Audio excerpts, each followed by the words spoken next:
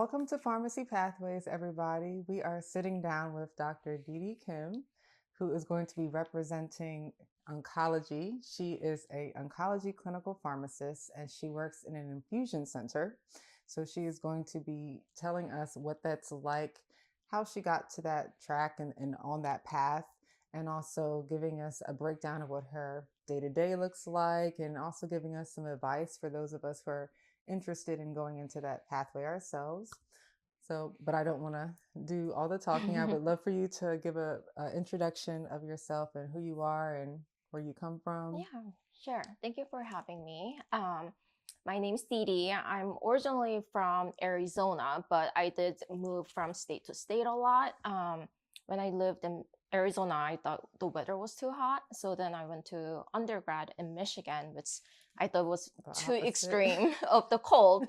One of the reasons why I came to pharmacy school in Maryland, because it had good 4 seasons. I do have some families in Maryland, so that's where I went to my pharmacy school. I did move to Pittsburgh, Pennsylvania for my residency, so I did move a lot. After living in Pittsburgh and living in different states, I learned I do like Maryland, so this is where I settled, and this is where I'm working right now at Sinai Hospital as oncology clinical pharmacist. That was a nice little summary, and there's several things within that story that I would like you to expand upon. I really like when our guests talk about like what inspired them to get into pharmacy in the first place, and then how you got on the clinical track. Yeah, so I kind of always knew that I want to be in the medicine field. I just didn't think I was gonna be a pharmacist. So I went to undergrad as a pre-med, and I was studying all the prerequisite, which was pretty similar to what pharmacy school would require of. At the time, one of my close friends decided that she wants to go to pharmacy school instead of med school. So I then looked into the pharmacy school and kind of thought maybe this is something that would be a right fit for me as well. Because at the time I wasn't sure if going to be a doctor would be something for me. So then I did kind of change a little bit. Once I went to pharmacy school though, I didn't know how many career paths there could be. And at the time, my pharmacy school did really encourage students to either go to the clinical path or fellowship path. So I thought it was very limited options. So very naturally, I did decide to do the clinical path.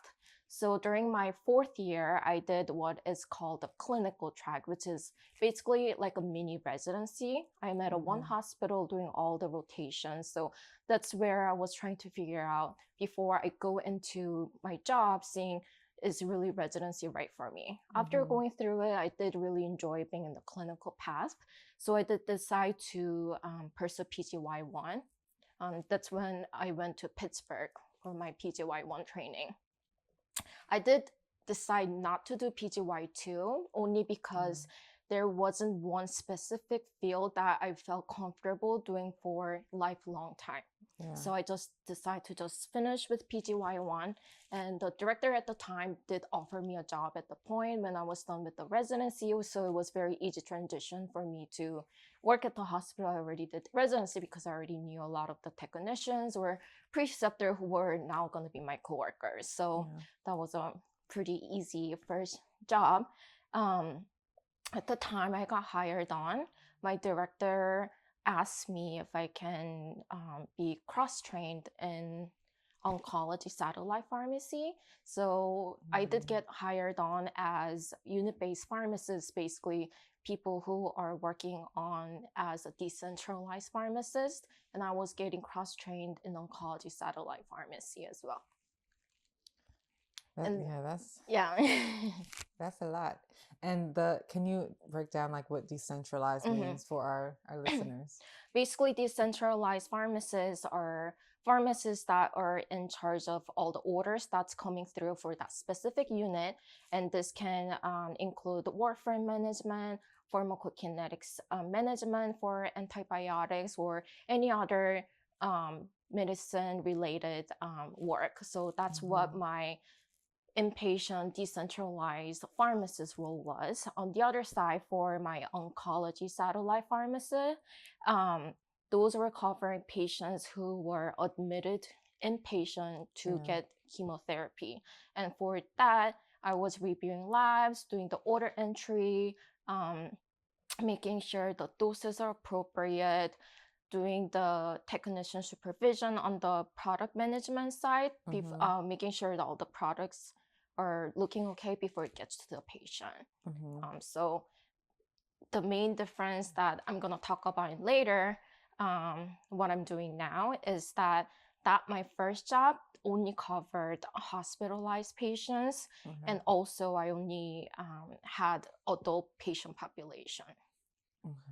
And it wasn't as clinical. It was more of the making sure the screening component and making sure it's good to go behind the scenes. Yes, because we also had pharmacists that were specialized in oncology who specifically had PGY2 trained. So they were the one doing the rounding with the providers. So they were the one that's working closely with the providers, making more of the clinical intervention. So once everything looked right on their end is when the order came to us. So I was doing some clinical, but not as involved as what clinical pharmacists would be doing on the floor. I'm curious, did you ever think that oncology would be on your radar? I remember as a student, I just, even looking at the chapters in the material, I was like, nah, it's not for me. Was that ever on your radar at all? It was not. I don't think if my director asked me to work in that specific field, it did, oncology can sound a little daunting and scary because it is a high risk medication. You can think like there's exposure, but also you might, one mistake can be very detrimental. So I don't think I would get into oncology field at the time, but because I was like right off of residency, that's what I was asked to do. So I think I kind of agreed on it. But also I wasn't gonna work independently until I felt comfortable because it's a very specialized field. I did get enough training to feel comfortable before I have to work independently.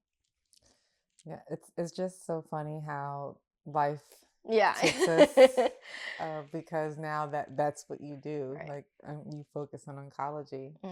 And you were sharing that in this position for your first year of clinical work, you were mainly doing transitions of care clinics and heart failure clinics. So that heart failure and transitions care clinic came as my second job. Okay. Yeah. So after working at Pittsburgh UPMC Hospital for a couple of years, I did want to settle in Maryland. Is the reason why I moved to Maryland and got started working at St. Joseph Hospital. I did get hired on as a unit-based pharmacist as well, which was similar to what I was working at UPMC for. So that was a very easy transition for me. But at the time of this hospital hire, they needed someone to work in heart failure and transitions of care. So I guess I'm someone who agrees very easily, but it did sound like a good career opportunity for me. I did have some ambulatory care rotations for my residency, so it wasn't something that was totally new. So I did agree to take on that position. So half of the time that I was working at inpatient side as a decentralized pharmacist, and also the other half of the time I was working closely with providers and patients providing that M-care, more outpatient setting care. Yeah, those are two areas that I really enjoy. Specifically transitions to care and heart failure. So now you're in this role, you're doing you're doing half of the centralized and then half of the clinic focus. What brought you to your current position where you are in an infusion center and you are more clinical in your oncology focus? Right.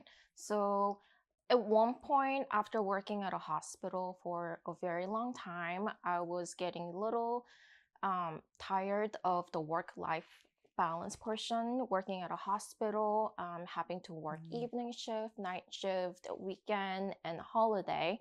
And at a perfect timing, my friend did reach out to me saying, I do have a job position opening at an infusion center that's gonna give you more of a work-life balance. That doesn't require you to do those weekend holiday commitment, but also she knew that I did have oncology background. It's my first job, so I wasn't actively looking for a job, but that opportunity kind of fell on my lap. So that's how I got to this job. Yeah, I think that's important for us to consider. The area that we go into determines our quality of life because a hospital never closes. Right. And it doesn't matter if it's Christmas or Thanksgiving, people need help. And that was also something that brought me to the outpatient preference in pharmacy. But I would like you to define like what an infusion center is. Yeah. Because I think that's very niche specific and it's not broadly it's not very broadcast.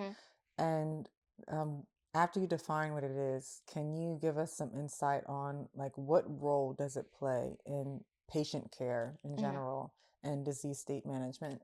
Yeah, so Infusion Center is basically an outpatient clinic that patients can get infusion therapy such as chemotherapy, biologics, blood products, or any other specialized injections, something like antibiotics or osteoporosis medications. Anything that would be a special injection can be done at an infusion center. Where I work currently, most of our patients are from infusion center. However, my current role does provide services to inpatient hospital. And also, not only do I cover the adult patients, but we do also cover for our pediatric patients.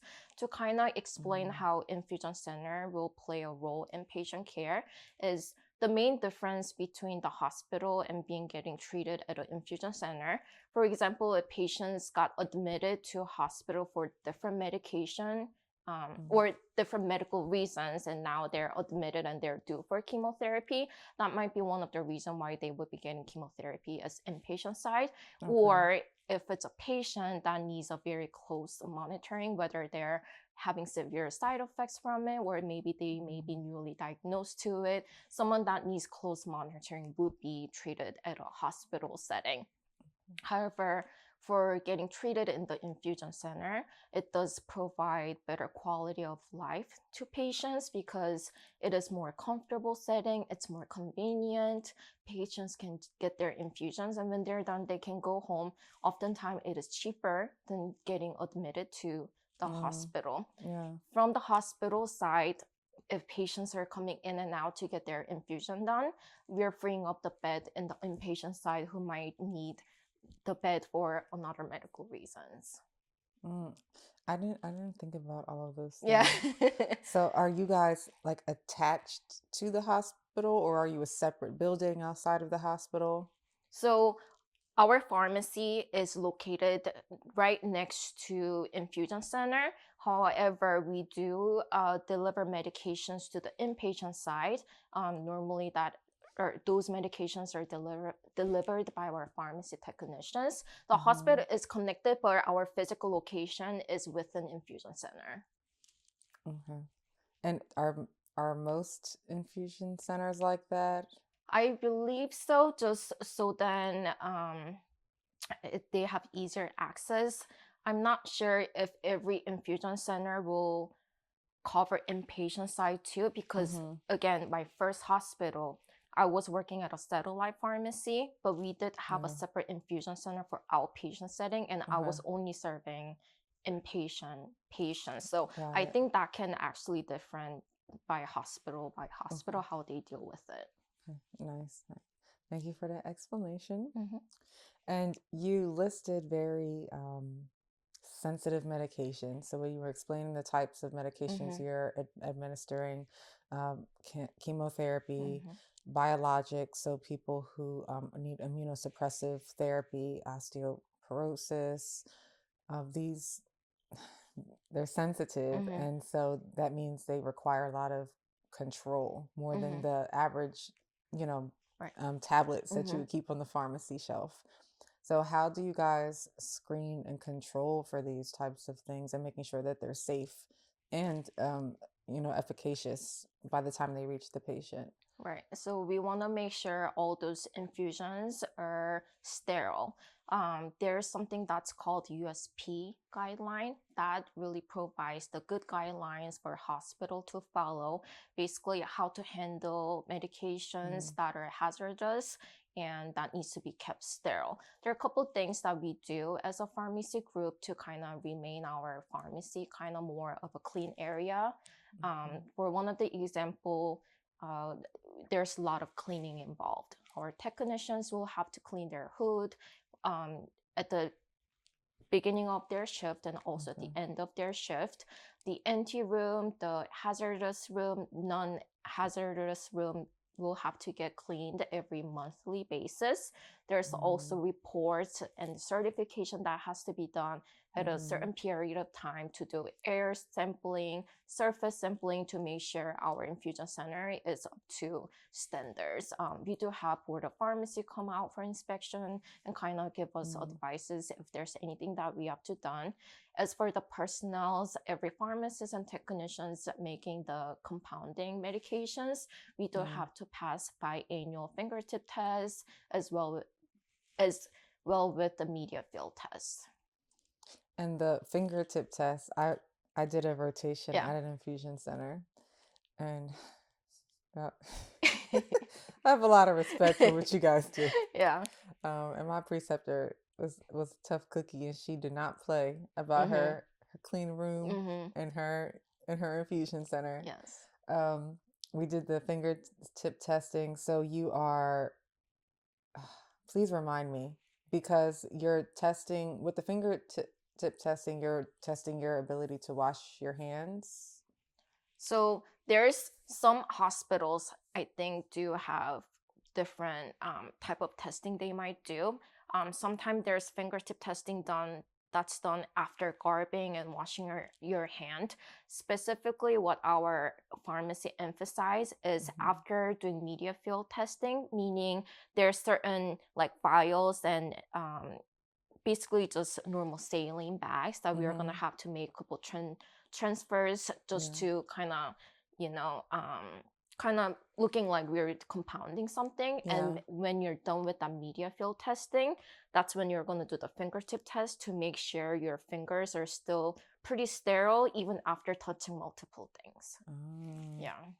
And so that's okay. So we're looking for your technique. What are you doing under the hood in the clean room? Right. And is your practice contaminating? Right. Yeah. At what risk of contaminating samples that go into patients' bodies at the end of the day? And also, if you're touching things and then you're picking up other products, now you're cross-contaminating. And then you mentioned hazardous, and then there's non-hazardous. What would be considered, like, what determines whether something is hazardous?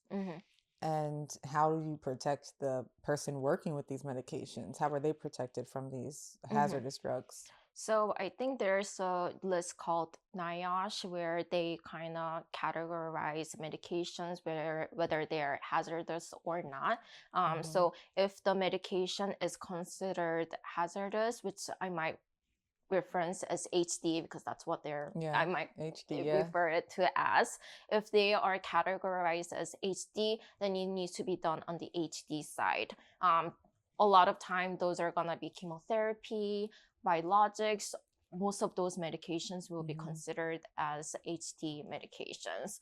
On the other side, non-hazardous, non-HD medications can be like blood products or antiemetics like Zofran, dexamethasone, or sometimes patients might be getting hydration bags with electrolytes in it. Those can be something that can be compounded in the non-HD side.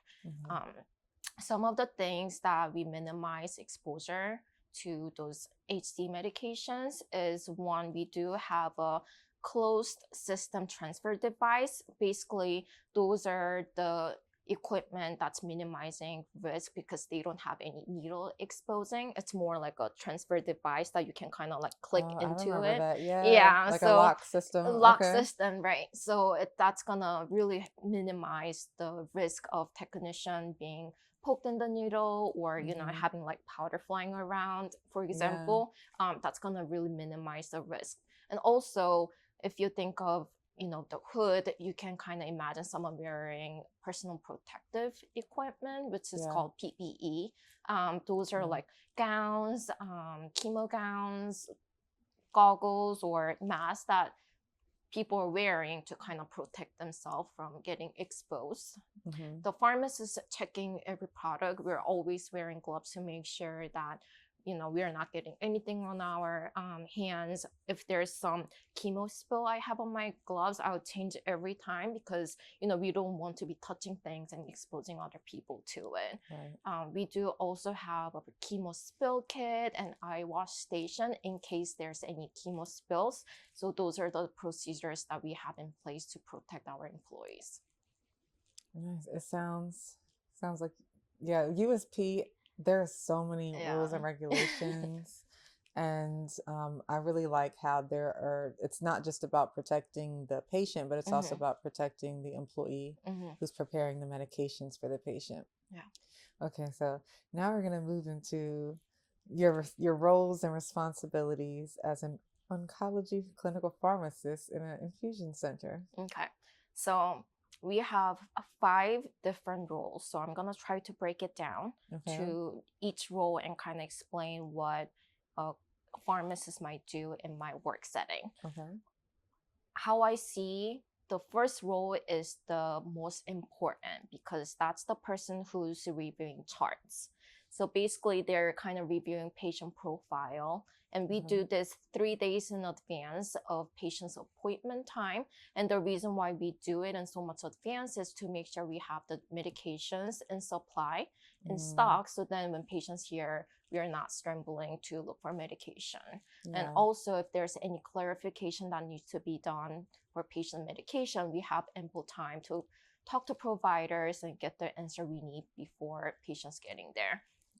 As the chart review, first thing I look for is whether a patient is consented for chemo because it is important that patients understand the risk that's coming with chemotherapy, and we have to make sure that patients are educated before they're getting the treatment. So on top of that, so they sign consent forms. And they have to every chemotherapy that they're going to be getting needs to be listed on the consent, so then patient is aware of the treatment they're getting. So that's one of the first steps that I'm looking when I'm doing the chart check. After that, I'm reading doctor's note, reviewing patients' labs to make sure if there's any adjustment of the dose that needs to be done, whether they have renal dysfunction or hepatic dysfunction. Those will be the time I'm looking to see if there's any dose adjustment that needs to be done. I'm looking at, are there any drug-drug interaction with their home medication that might have to be talked about? Are there any pre-meds or hydration that needs to be added as part of their regimen? And also making sure the regimen that's ordered matches what type of cancer patient has to ensure is it the accurate dose? Just going through the guideline and comparing with patient chart to see what is ordered is what patients should be getting. So basically, chart review person is basically doing the deep dive into the chart to ensure safe and effective treatment for patient. And that is called first check. Yes. Okay. I'm glad you mentioned it. So that kind of leads to our next role, which is the second check.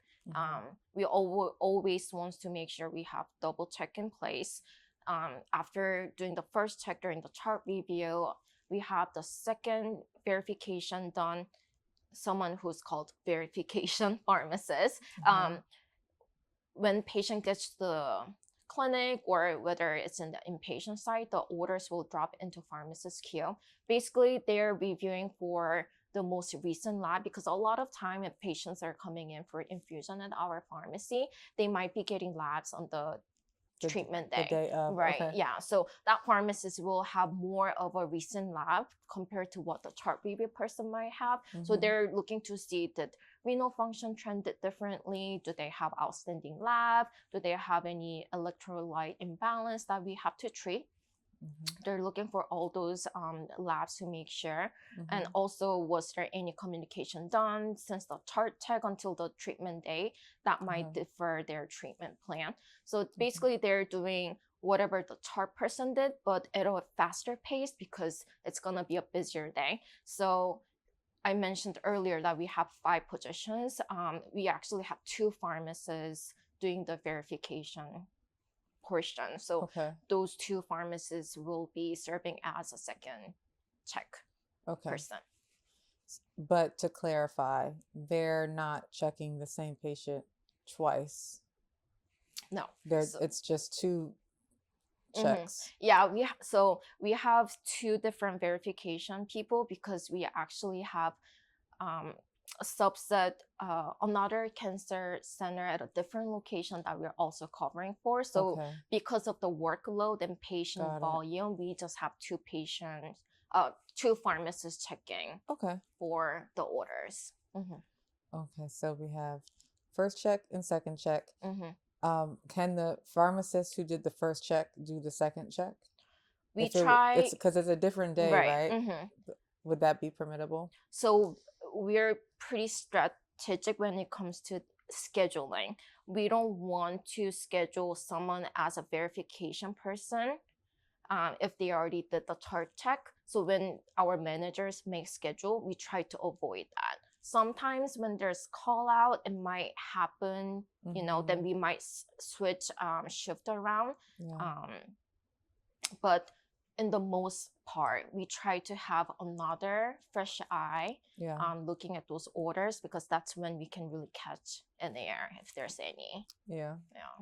That is very strategic. Yes. Okay, so we went through 3. What's the next? So the last 2 pharmacists, we have who is called opening pharmacist and closing pharmacist. Basically, those are 2 people on site. And the difference, I'm going to go through the different tasks that they're given with. First one, the opening pharmacists are basically someone who's going to set up for the whole day. They're kind of the charge pharmacist. So they're going to call each unit to kind of go over the schedule to make sure what we have on our schedule matches there, to avoid any surprises. And then they're the one who's going to be supervise technicians. So whenever technicians prepare a medication, the pharmacist will have to check their orders. There's more things that goes with just simply checking, because they're making sure, is it the right drug that was pulled? Is it the right fluid that was used? Is there any overfill? Do we have to take out any overfill? Is it the right type of tubing that was used? Is there any refrigeration, or is it going to be room temp? Does it have to have an amber bag for protect from light? So there's a lot of components that pharmacists checking, and you can imagine, you have to be really focused, because that's the last checks before it gets to the patient, as for the pharmacy part. So we want to make sure that the pharmacist is really focused on what they're doing. That's where the closing pharmacist will come into play to minimize any disruption in the workflow. The closing pharmacist will help answering phone calls from nurses or providers, and they're the one kind of being on the computer and kind of helping things at the outside of the checking medication part. That pharmacist might also do some patient education. We also do something like oral chemotherapy prescription reviews. Not only do we cover infusion chemotherapy, because we are oncology pharmacy in general, we do also review oral chemotherapy. So that closing pharmacist will kind of review that. And also that closing pharmacist will stay at the clinic to close down the pharmacy until the last patient is completed with their infusion, because we don't want to have a patient that's reacting to something and they need something. So we always make sure that pharmacist is staying until the last patient is done with their infusion. I've had so many questions while you were talking, so I hope I remember all of them. Okay. But really quickly, what are the hours of your clinic? So our opening pharmacists will have to come in at 7, and they're done at 3:30. The closing pharmacists will come in at a later time, but they stay until 5:30. So basically, our clinic is open from 7 a.m. to 5:30 p.m. So, and what are the patient appointment times? What range is that? It can actually come as soon as sometime I open the door. I'm getting phone calls from the nurses, because remember, we are also covering patients from the inpatient side. Okay. So although infusion center might be more cognitive about the appointment time, but usually around 7:30 or 8, those are usually the time where we have the infusion center orders kicking in. But sometimes it can happen earlier, because some patients might show up a little earlier. It's a fair game that we can expect someone to show up to appointment at 7:30, and then rarely we do have to stay over 5:30, because usually the infusion clinic is closed. Sometimes I do have to stay maybe 15 minutes later to make sure patients are done, but also the nurses want to make sure that patients are completed within that time, because they have our similar work schedule too. So there's not many times where I have to stay later than 5:30. Nice. Okay. I'm just trying to remember everything that I wanted to ask you. So the checking pharmacist, the opening pharmacist, that's the correct term. So do you have a separate space? You said we really want to minimize distractions, which makes sense. Yeah. Is there like a separate space that they have away from maybe the more of the traffic and disruption? Yeah. So we do have a separate room where we are storing chemotherapy medication vials. That space is separate from where the computers, where technicians, where pharmacists are sitting for regular time that they're not making any medications, to make sure we're segregating all those medications apart. And that will be the area the pharmacists will be checking medications, because there can be still some of exposure to it in the air or whatever. So we try to segregate that. So we do have a separate room for that matter. Yeah.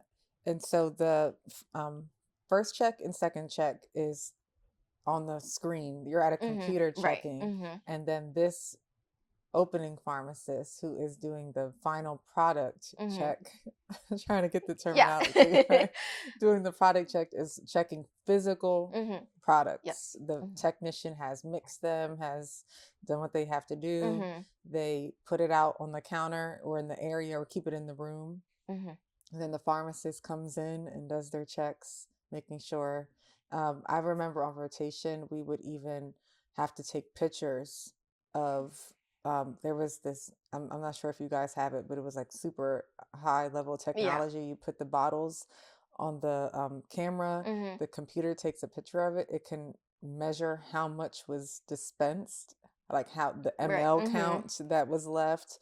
And it was checking the lot numbers, the manufacturer, all of these things on the screen, and you were doing the physical check of that as well. Do you guys have that type of technology as well? So we're actually in the process of adapting it. It's gonna come live next year, but for now we don't have that camera system. But that is something that our hospital's working on. So all those like little job titles, as for like chart review person or chart verification person, it might be very different to every infusion center or oncology pharmacy is operating. But for us, that's how we kind of divide the roles. It's really nice, because there are different roles, and for us, we kind of rotate every 2 to 3 days. So I'm not doing one thing all the time. I get to do chart review sometimes, and sometimes I get to do the product checking. So it kind of makes my job a little bit more interesting, because I can kind of rotate through what I'm doing. Absolutely. things get old very fast Yeah. at a job. Yeah.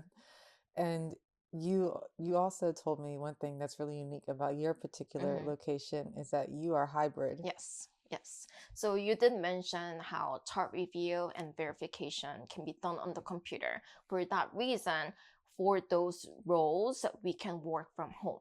So also does help to be at home working on them because I can actually just focus on one thing, not disrupted by the phone Mm, calls. So it really helps pharmacists to be focused on the order or chart that they're reviewing. So that is something that can be done at home. The opening pharmacists and closing pharmacists, for obvious reason, they have to be on site. right. So every pharmacist will rotate through. So we have 5 pharmacists and 5 roles. So we kind of rotate through every couple days. So it Mm-hmm. kind of turns out that 50% of the time I'm working from home and the other 50% of the time at the hospital. Yeah. So that was one of the big complaint I had working in the inpatient hospital all the time. So this type of job allows me to have a really great work-life balance. I don't have to Mm-hmm. work evening shift, weekends, or holidays unless I'm getting called in for inpatient chemotherapy. But for the time I've been working there, I haven't actually had to go in to make any chemotherapy over the weekend. Mm-hmm. Um, but overall, it's really great to have that hybrid schedule because it's not common Yeah. for No, a it is not. pharmacist, especially for someone working such a clinical thing. So Yeah. so far, I'm really enjoying it. If infusion center can offer them. Not every hospital will have this, so I think this might be very specific to our hospital, but I know Mm-hmm. it does exist. So if you do some work research, it's great. Yeah. The infusion center, I did my rotation at, it was 100% in the clinic. Yeah, It right. was not hybrid at Mm-hmm. all. All right. And so for the on-call weekend, you're not just expecting every weekend that you might be on the edge of, oh, I wonder if I'm going to get a call. You rotate that as well. Mm-hmm. So we rotate between 5 pharmacists. We rotate the Okay. weekends too. And normally, even a patient might be getting something, a lot of time it is pediatric patient, and we Mm, normally have the orders a couple days in advance. So even though we have to come in to make those chemotherapy medication, we usually know a couple days in advance whether I have to come in or not.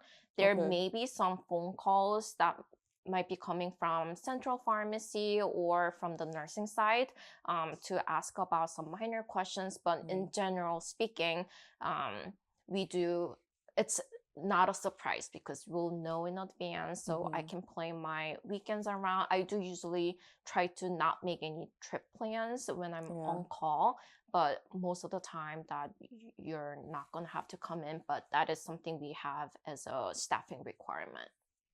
Yeah, it makes sense. Hmm. And rotating every Yeah, five right, weekends isn't bad, right. especially when it's very unlikely you're Yeah. actually going to go in. Yeah.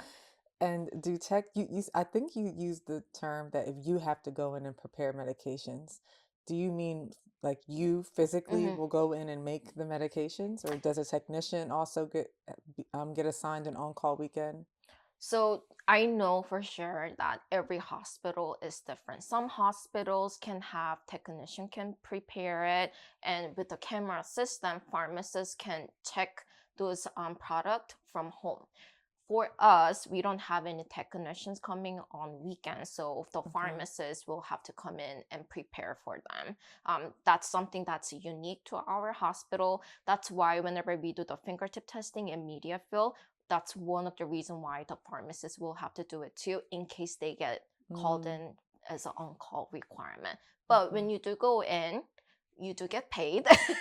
So it Nice. is, some extra money if you do have to come in to kind of incentivize those Yeah. weekend requirement.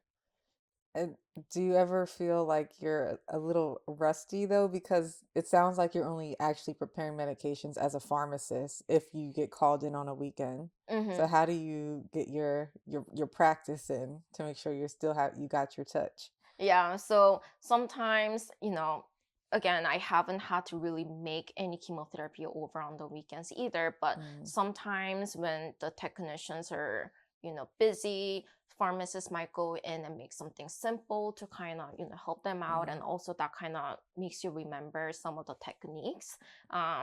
And also our technicians are very helpful. So if, someone wants to kind of make sure that we have the right equipment for the day, they can be there as a resources to kind of go through that process, because technicians are usually the expert when it comes to preparing medications. Pharmacists are used to checking them. So we are usually, for any hospital, I feel like we are usually not used to making medications, but always use your resources, ask questions, and until you feel comfortable.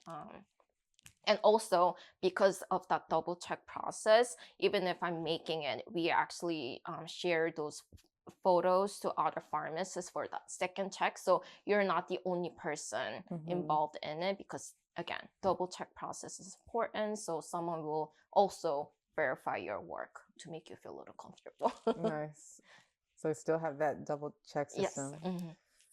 So I'm curious how your transition was going from your previous roles. You did a residency, you had your couple years in the clinics, and then you also shared at your first job that you did have oncology experience, but it wasn't quite clinical.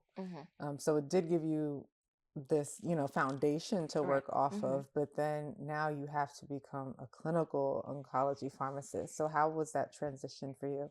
Yeah, so it was very good that I had my first job, because even though I was only covering for adult patient and inpatient, that was a good way for me to get exposed to those type of medications. When I did get hired on at this current job, I did get ample training. So they provided me about 3 months of training. I was mentored by someone who's very good at those clinical work. So I got trained by pharmacists who are very knowledgeable in that field.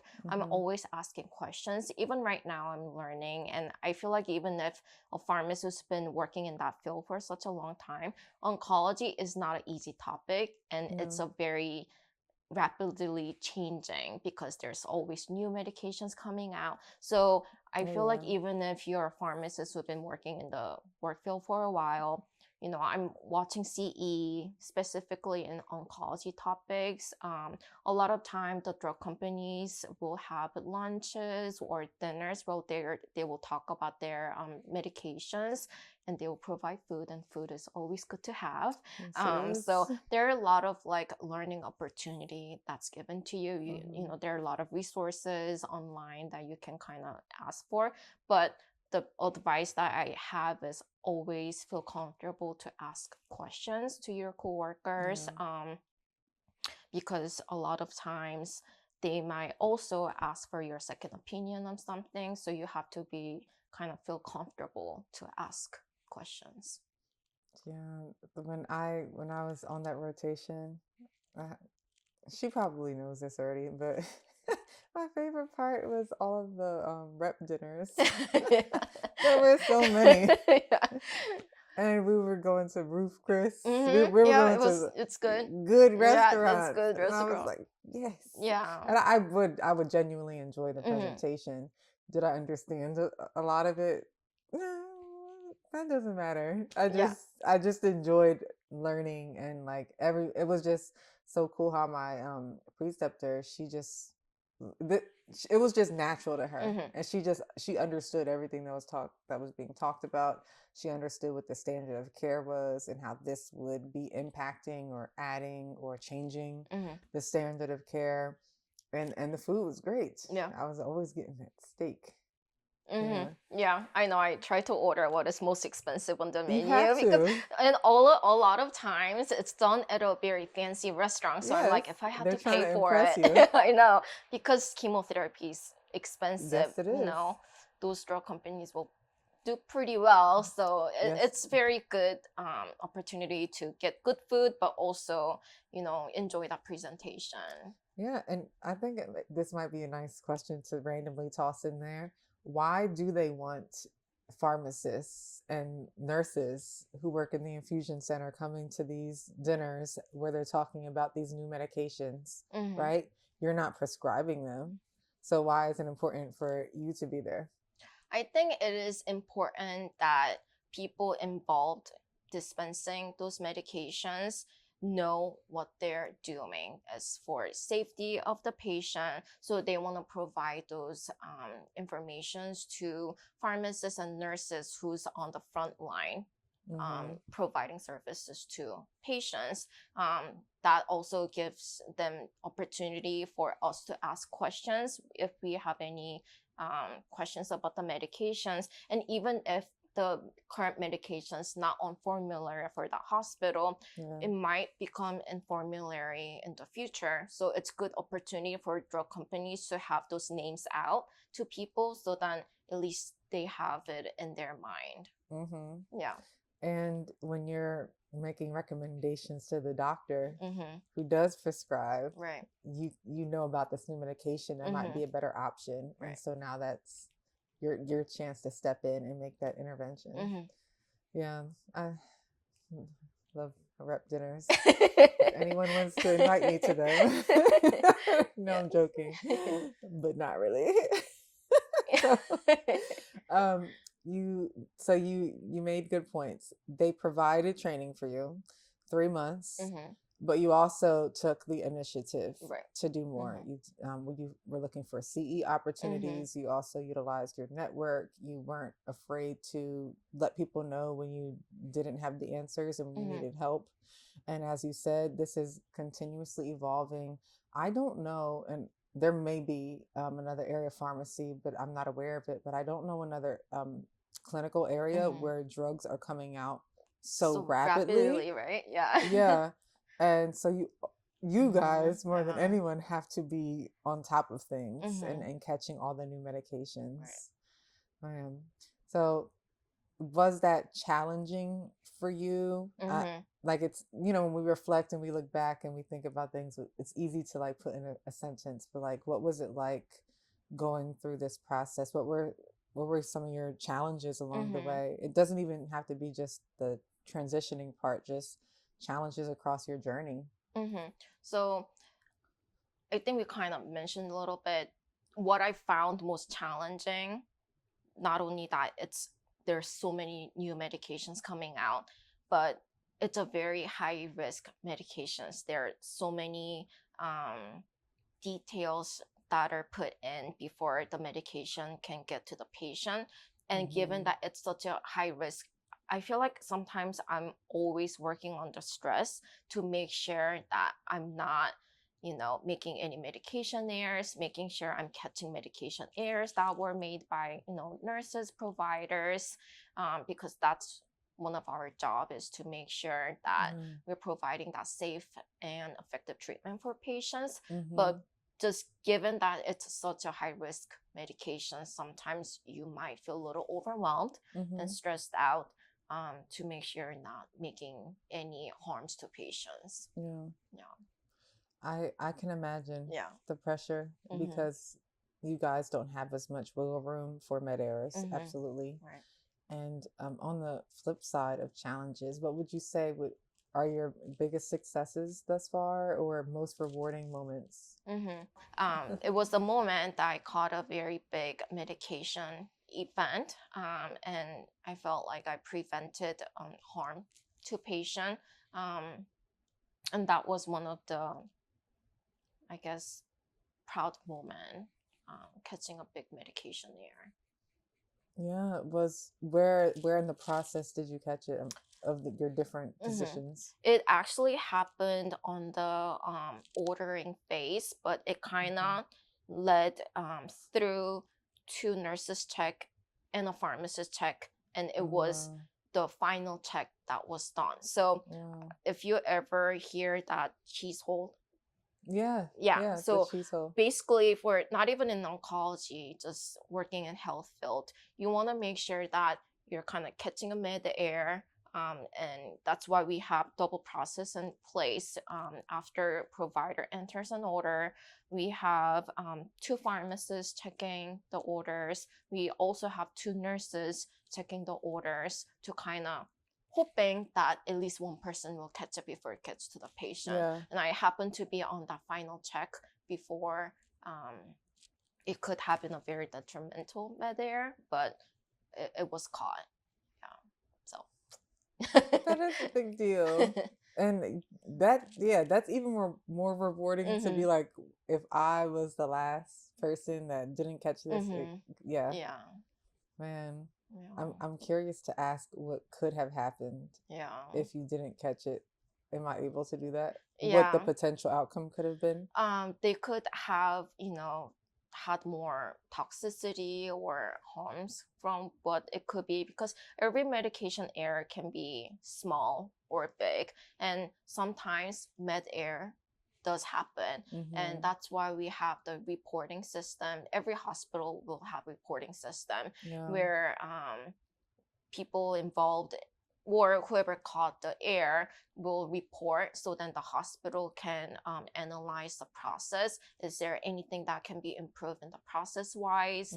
Is there some employee education that needs to be done? So if there's a med error like that, it's a good idea to report it, so then we can look at the process and try to prevent any future med error that's at least preventable. Yeah, especially since 4 people who are highly trained didn't catch it. That's a sign that it wasn't the person that it was. The error wasn't the person. It was just probably the process. A lot of time it is, process, something that we can prevent. Some human errors are hard to prevent, but I feel like that happens at any hospital, not just in infusion centers. So yeah, absolutely. So if we summarize like everything that an oncology clinical pharmacist would eventually need to know and be responsible for doing, you need to know the clinical components of the medication. So the appropriate indications, appropriate doses, side effects, monitoring how they have to be a dose adjust based on renal dysfunction, liver dysfunction, drug interactions. So that's just one subset. Then you need to know about IV compatibility, because some drugs can't be in normal saline, some drugs can't be in dextrose, and you have to understand what those compatibilities are. Right. You have to know which drugs get destroyed by light exposure. So then you have, like you said, the amber bags. But amber bags are those darkened bags, or that are put over it to kind of protect medications being destroyed by the light. Yes. And then tubing. Yes. You need to know the appropriate tubing, as you mentioned, and clean room policies, techniques, and how to work, and how to dispense, not dispense, how to, would that be part of the dispensing? Yeah, so part of the how you would be going through the technique of drawing out the medications. Patient education, knowing how to communicate with people. So having some basic skill sets on effective communication, and you're working with the nurses and providers, so multidiscipline communication. Am I missing something else that a infusion pharmacist would be responsible for knowing? Oral chemotherapy prescription, but also, given that we deal with a lot of the chemotherapy, we are also involved in investigational drug. We might be dispensing some of it, and by that result, we have to make sure those drugs are especially stored well, tracked down well, because the research wants to know the quality of the medication before getting to patients. So we do a lot of the recording, documentation backend for that purpose as well. Yeah, that's another thing. Storage, temperature control, humidity. Right. Yeah, all the all of that. things. And can you break down investigational drug? Like, what do you mean when you say that? So I think whenever drug company wants to put out a medication in the market, or they might be coming out with, generic medication, or they want to get approved for a new indication, they will have to do some type of study or like clinical trials to kind of show that our drug can work for this specific cancer, or just to get it approved. In order to show that, they do need to show some study result. So they will provide us those study medications, and then the company will kind of follow through to make sure, is it efficacious, was there any toxicity. There's gonna be some reporting of the medication for the toxicity matter, where they will kind of have endpoints to see if their drug can be approved for that indication, or whatever the reason could be, being in the research clinical trial. So our pharmacy is kind of working with them to kind of provide the medication. But because this is something that is very sensitive, they want to kind of show that their drug is working. So there's a very strict rule on how we store medications, temperature requirement, or making sure we are recording all the lot numbers, expiration date, to make sure whatever we're providing to the patient is at the best quality of the medication that we got from those research people. So there's a lot of documentation that needs to be done. It is a lot more strict on how we store things and track things compared to other commercial medications. But because a lot of times they want to track those information on those biologics or chemotherapy. A lot of time, oncology pharmacy just at another hospital too, they might be involved in some type of research or investigational drug.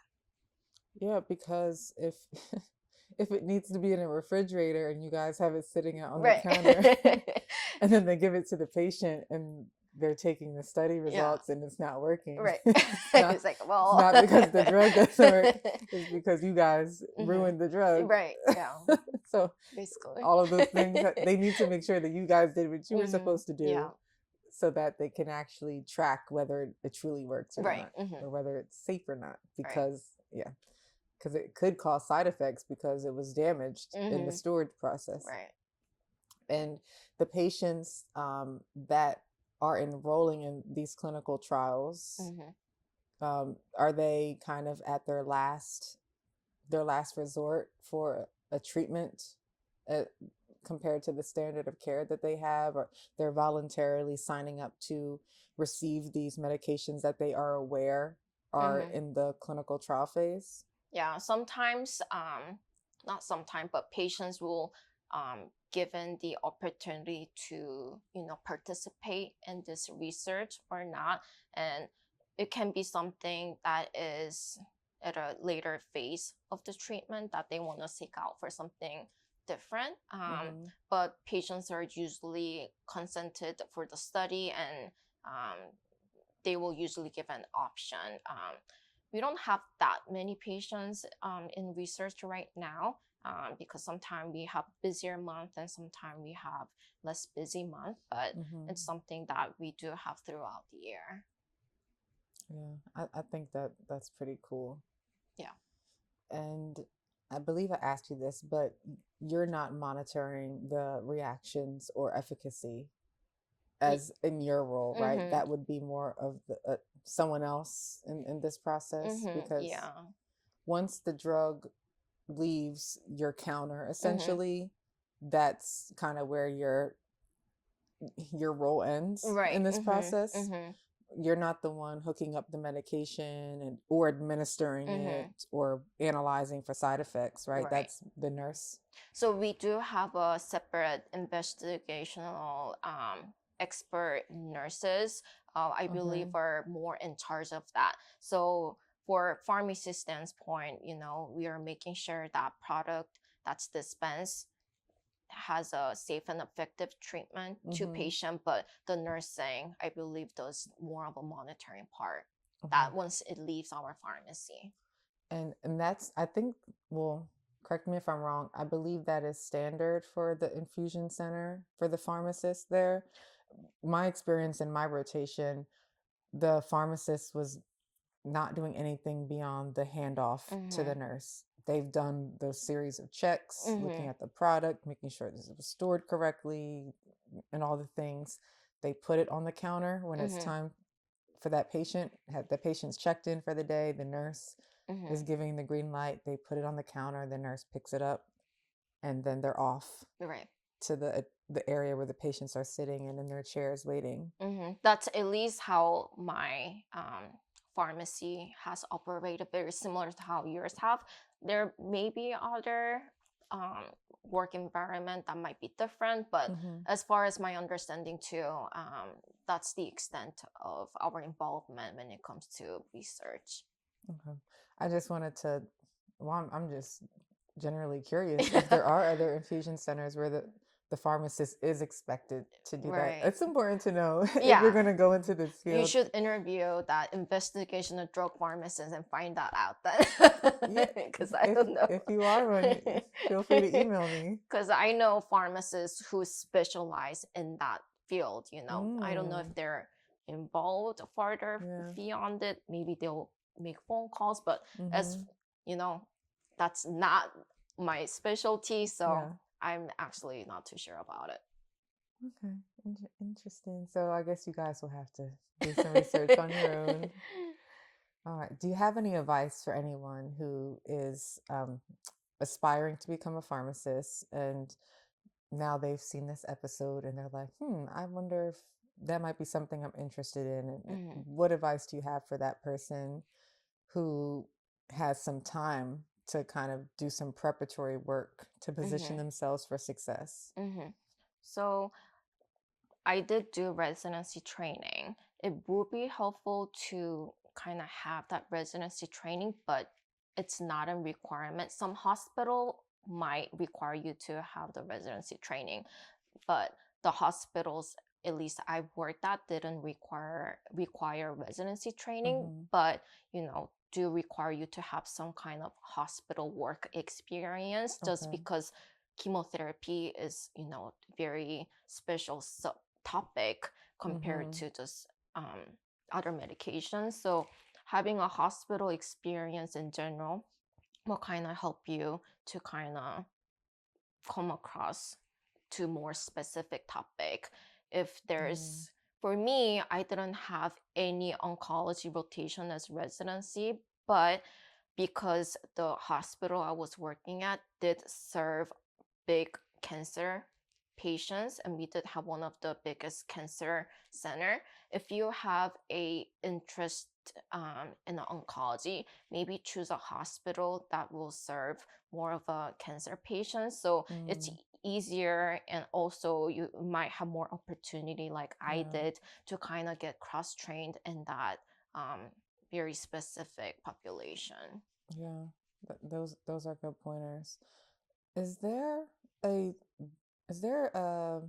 BPS certification in oncology? There is, but I've heard even in Maryland specifically, it's one of the harder certification to obtain, and I think you have to be working in oncology for at least 5 years. So there's more specific requirement before you can even take the test. So not most of the pharmacists do not have that certification. People will obtain it, but I'm also waiting to kind of fulfill my work experience before I can even qualify to take the exam. Yeah, 5 years is a rigorous benchmark. Right. Because I think for BCPS, they wanted 2 years. It was either 2 to 3 years of practicing, but if you did a residency, you automatically were qualified. Okay, so that's really good advice for someone who is aspiring. They can position themselves with rotations, even in their 4th year of pharmacy school, internships, shadowing, having clinical residency helps. And what about those who are currently practicing and they don't have hospital experience? Maybe they're in a heart failure clinic, right? Or they're in industry or whatever it may be. How would they think about next steps to transition? Yeah, for me specifically, what I found easier to find job was kind of networking, because that's kind of how I got this current job, was through a friend who knew me, had a good words to say about me. So if you know someone who might be working in that field, maybe reach out to them to see if there's possible opening, if they can even come for a shadow, to see that's something that they do want to pursue. Because even for me, before I went on the interview, I did go in for the half-day training, half-day shadow, to see is it something I do want to pursue. Because for me, I was working at M-Care, talking to patients a lot. Going to Infusion Center was a very a big change. So for me, I think reaching out to people, networking is important. Be good version of yourself every day, because pharmacy is a small world and people will remember you. And if there's a good opportunity, that's how I got my job, fortunately, without having to look for the job. So yeah, that is very good advice. An emphasis on the pharmacy is a small world. Whether it's for the good or the bad, people will remember you. People will remember you. And it's harder, unfortunately, to forget negative things. That's our human tendency to remember. Even as a student, it is very important to conduct yourself like you have some common sense, guys. Please. I had some peers in my program that would yell at their preceptors, spaz on their preceptors, dig a hole early in their career. Essentially. I wonder what happened to them now. I hope you guys learned from those experiences and did well. But it starts as early as like you being in pharmacy school. The minute your big toe hits the pharmacy world, you are being watched, you're being monitored. You have preceptors who eventually may become colleagues. That happened to me. Actually, one of my preceptors became my colleague in my first job. I had no idea that was going to happen. It was just like, oh wow. And now she became my friend. And so you never know. And you never know. So very good advice. Anything else that you would like to share that we didn't touch on prior to us closing? I do want to mention, in case someone's wondering, how I go from M-Care to, oncology. Some might be curious, because I think it's okay to not know exactly what you want to do. Because for me, I had to kind of take on different jobs to find out what personality, what kind of work environment matches my personality well. I learned that I'm not someone who's as comfortable working in the critical care unit like ICU or ED. But for me, I was someone who's more comfortable in the M-Care or outpatient setting, because I can kind of plan my day.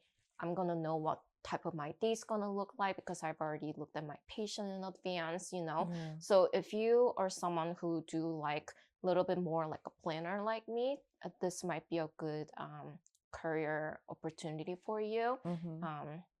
For someone who has a similar personality as I am. And you mentioned something that is very important, which, like, all clinical pharmacists should have attention to detail. Baseline, but like even more so. Like you have to be on top of it in your role. So someone who who can focus. If you naturally struggle with focus, they may want to see the doctor and get some assistance with locking in if they have a certain diagnosis that prohibits them from doing that naturally, so that they can thrive in that role if that's of interest to them. What about some other personality traits, like you mentioned how, and I'm the same way. I don't like doing the same thing every day. Like, I like to switch it up, and it makes it feel fresh, and it makes me feel like I can have more longevity in a role and not become boring so fast. So that's something else to consider. Whereas other people, they like to do the same thing every day, no changes, no surprises in that regard. Feel very comfortable having, same activities on a daily basis. But like you said, oncology, there's always going to be new drugs out. If you are someone who wants to learn something, there's going to be a lot of opportunity for that. I also think it's important to work well in a team setting, because again, there's a lot of double checks process. You have to work very closely with providers and nurses, compared to my M-Care, where I'm most of the time talking to patients.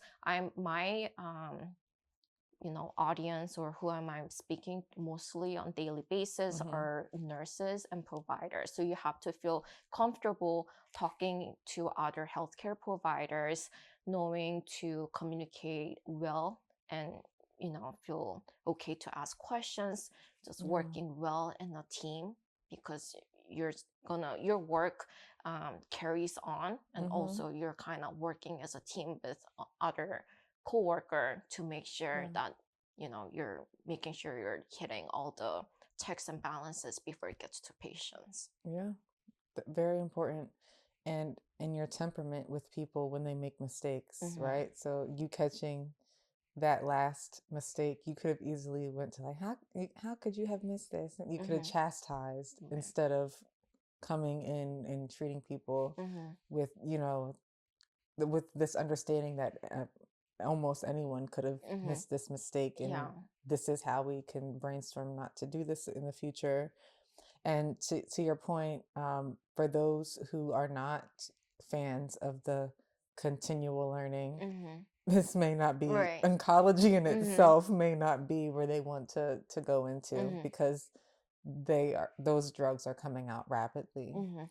I've worked with some other healthcare providers who are not fans of staying on top of the new guidelines and changes. So that can be problematic. Certainly. Little bit. Certainly it can be problematic. So that's a good place for people who really enjoy learning. And the most important, I think, is people who like to eat. Like if you like a good Ruth's Chris steak, this is a good place for you. This is why I'm working in this role, is because arguably the best part of this role. So thank you so much. This was very helpful, and so much goes into what you do on a daily basis. Once you do a role every day, you don't even think about all the things, all the training, all the knowledge that goes into literally one decision or one action, and your brain is computing so many things, and and then it results in a it's good to go, or it's not good to go. But all the things that are happening, and there's a greater appreciation for how many people are behind the scenes ensuring that safe medication is being practiced, and that it's going to work right, and efficacious medication is being practiced. So thank you for what you guys do. Especially as someone who spent a month on the scene in that environment, I was like, nope. It's not for everyone. Nope. It was, to me, it's funny because you say critical care and the ER like is not for you. I kind of felt like this was that. Like, it's not the same environment, but it still required like critical thinking. It was a different type of, it was maybe because I was a student and I was overwhelmed. I never had any oncology Right, it could be. except for the Naplex chapter that I read. Mm-hmm. But which in itself was like, dear Lord, Yeah. like what is this? I was like, no, this is too high stakes for me. Yeah, it is very, some people do get very scared in that oncology medication given that it is high risk, but for me, I'm a big planner, so it kind of, it worked pretty well for me because I know for each chemotherapy I know what I'm looking for. Kind of had very process in place for what needs to be done. So for me, it worked. It is wonderful work. I have much respect for it. All right. Well, thank you, Didi. we are gonna close now, and it has been wonderful. Everyone, thank you for watching, and we are out. We'll see you later.